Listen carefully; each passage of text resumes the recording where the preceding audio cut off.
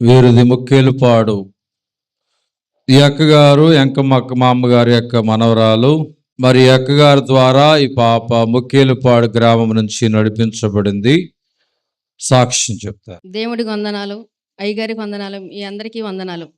నేను చెప్పే సాక్ష్యం ఏమిటంటే 2017లో నేను దేవుడి దగ్గరికి వెళ్తాం మొదలేసి అయితే అప్పుడు దేవుడి గురించి మాకు తెలియదు, అసలు దేవుడు అంటే ఏంటో మాకు తెలియదు. నాకు జ్వరం బాగా విపరీతంగా వచ్చేది. వారం బాగుంటే వారం బాగుండేదాన్ని కానీ బాగోపోతే మా ఇంటి దగ్గర చర్చి కాడికి వెళ్తే దైవజనుడు ప్రార్థన చేసి వాగ్దానం ఇచ్చాడు, నీలో ఉండి జనములు వచ్చినట్టుగా నివాసించుతానని వాక్కు వచ్చింది. అప్పటి నుంచి వెళ్తూ ఉండేదాన్ని. అది విశ్వాసంగా వెళ్ళేదాన్ని కాదు, ఆ విశ్వాసం తక్కువగా వెళ్ళేదాన్ని. ఒకరోజు 2003లో రంగక్క నన్ను ఇక్కడ ఉపాసాల పండగప్పుడు ప్రార్థనకి పిల్లలు లేరండి. నాకు 18 ఏళ్ళు అయిందండి పిల్లలు లేక. 18 సంవత్సరాల మట్టి పిల్లలు లేరు నాకు. 18 సంవత్సరాల మట్టి ఎంతో వేదన పడ్డానండి, పిల్లల కోసం ఎంతో బాధపడ్డానండి. బాధపడుతుంటే మా రంగక్క ఉపాసాల పండగప్పుడల్లా రొట్టె తెచ్చి ఇచ్చేది. రామ్మ నీకు ఇక్కడికి వస్తే స్వస్థత కలిగి పిల్లలు పుడతారని ఎంతో భారంగా చెప్పేదండి. చెప్తే నేను వినిపించుకోకుండా పుడతారా అనుకుంటా తిరిగేదండి అండి. అయితే ఒకప్పుడు 2002లో మా భర్తకి ప్రాణం బాగోలేదండి. విజయవాడ హాస్పిటల్లో సీరియస్గా వాంతులు విరేచనాలు బాగా బెడ్లో ఇన్ఫెక్షన్ వచ్చిందండి. అయ్యో ఇదేంటి, దేవుడిని నేను నమ్ముకుంటా వెళ్ళుకుంటానే మానేసేసానండి. మానేసుకుంటా అయ్యా నీ సంధి నేను మానేసినందుకు నాకు బాగా ఇదిగా కనపడుతుందయ్యా, నా భర్తనే బతికించాయా అని అనుకున్న. దాదాపు హాస్పిటల్కి వెళ్తే విజయవాడ రాశారండి. విజయవాడ వెళ్తే బాగా సీరియస్ అయిపోతాడన్న పరిస్థితిలో బాగా ఇదిగా ఉన్నాడు. నేను ఒకటే అనుకున్నాను, అయ్యా నీ సన్నిధిని మరిచినందుకు అయ్యా నా భర్తకి ప్రాణం బాగోలేదు, నా ప్రభా నా భర్తను దీవించి ఆశీర్వదించయ్యా, అయ్యా నిన్ను నమ్ముకుంటానని ఎంతో భారంగా ప్రార్థన చేసుకున్నానయ్యా.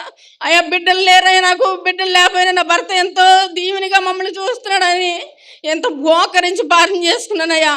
ప్రార్థన చేసుకుంటే దేవుడు నన్ను ముట్టి నీకు వచ్చిన భయం లేదని నా భర్తను బెట్టి మీద నుంచి ఒక వెలుగు చూపించాడండి నా భర్త మీద. నేను అప్పటి నుంచి ఒకటే నిర్ణయం చేసుకున్నాను. 2003లో అనుకున్నానయ్యా, రంగక్క 2003లో ఉపాసం ప్రార్థన వచ్చినప్పుడు నేను ఈ నెల మొత్తం ఉపాసం ఉంటానని. కాకపోతే నాకు కొద్దిగా మందులు వాడి గ్యాస్ కడబెట్టేసిందండి, చచ్చిపోదన్న అంత ఇదిలో ఉన్నాను నేను. ఉంటే రంగక్క ఒక వారం ఫస్ట్ వారం వచ్చి రొట్టె తీసుకొచ్చి వివరంగా ఇదమ్మా అక్కడికి రాను స్వస్థత పొందుతావు, నీ బిడ్డలు కలుగుతారా అని ఎంతో భారంగా చెప్పిందండి నాకు. అది 2వ వారం వచ్చానండి, ఇక్కడ బయట కూర్చున్నానండి. మోకాళ్ళు ప్రార్థన చేసినప్పుడు నేను మోకరించలేకపోయానండి. బాగా ఆవేశంగా ఉండి చచ్చిపోతానేమో నేను అని చెమట్లు పట్టుకొచ్చినాయండి. దేవా నువ్వు ఉన్నావని నిరూపించాయా, నన్ను మోకాళ్ళ మీద నుంచే పెట్టినా ప్రభా, నాకు బిడ్డలు లేరాయని ఎంతో కన్నీరు కార్చానండి. ఈ సన్నిధిలో మోకరించి ఏడ్చానండి. ఏడ్చినప్పుడు నన్ను ఎవరో తట్టినట్టుగా అనిపించింది. మోకాళ్ళ మీద నుంచున్నానండి. మోకాళ్ళ మీద నుంచి 7 సమస్యలు చెప్పేదాకా నేను మోకాళ్ళ మీదే ఉన్నానని ప్రార్థన చేసుకుని అయ్యగారితో దగ్గరికి వచ్చి, అయ్యా నాకు పిల్లలు లేరయ్యా, నాకు ఎటు ప్రాణం బాగుంటలేదయ్యా, నాకు గ్యాస్ పెట్టేసిన చచ్చిపోయేంత ఇదిగా ఉందనయ్యా అని ప్రార్థన అయ్యగారి దగ్గరికి వచ్చి ప్రార్థన చేయించుకున్నానండి. అయ్యగారు ముట్టి ప్రార్థన చేశారనమా. ఆ సంవత్సరమే నాకు గొప్ప కార్యం జరిగిందయ్యా. నవంబర్ నెలలో నాకు గర్భం తెరిపించి మళ్ళీ ఉపాసాల పండుగ వచ్చేప్పటికి నా కుమారుడు పుట్టాడండి. ఈ నా కుమారుడు గొప్ప కార్యం, నా కుమారుడు పుట్టాడయ్యా. ఉపాసాల పండుగ నేను చెల్లించుకుందాం అనుకున్నా, రొట్టెలు ఇచ్చుకుందాం అనుకున్నా, సాక్ష్యం చెప్పుకుందాం అనుకున్నానండి.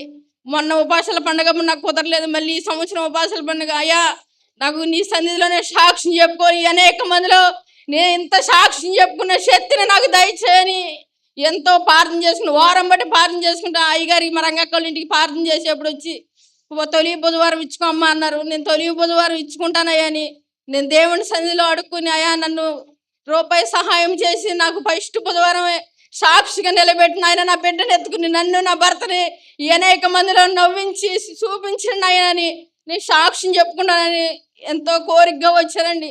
ఈ చిన్న సాక్ష్యం దీవించిన కాక